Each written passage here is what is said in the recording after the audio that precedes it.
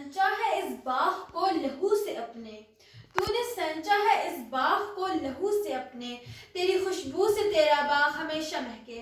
محترم جناب پرنسپل صاحب، معزز اساتذہ کرام اور میرے عزیز ساتھیوں، السلام علیکم۔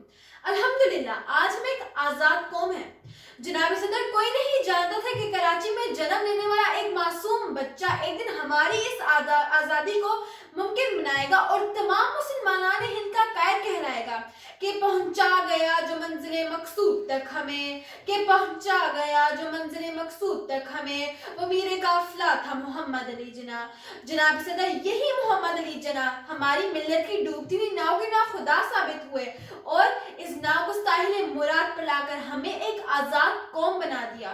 جناب صدر، کانگریس میں مسلمانوں کا مستقبل تاریخ دیکھ کر آپ مسلم لیگ میں شامل ہو گئے اور شیر کی طرح گرجنے، بلبل کی طرح چہکنے اور گل کی طرح مہکنے لگ گئے۔ آپ کے زور کلام نے ہندوستان کے بے زبانوں کے منہ میں زبان ڈال دی اور وہ پکار اٹھے، خوف کی شب میں ہونٹ سینے سے، خوف کی شب میں ہونٹ سینے سے، مرنا بہتر ہے ایسے جینے سے۔ جناب صدر، اب کیا تھا؟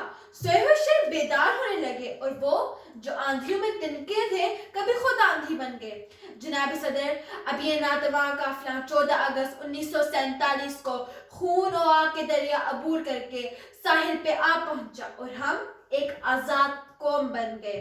اس آزاد قوم کی بیٹی کی حیثیت سے میرا وعدہ ہے کہ خون دل دے کے نکھاریں گے رخ برگے گلاب، خون دل دے کے نکھاریں گے رخ برگے گلاب، ہم نے گلشن کے تحفظ کی قسم کھائی ہے۔ پاکستان زندہ باد۔ شکریہ۔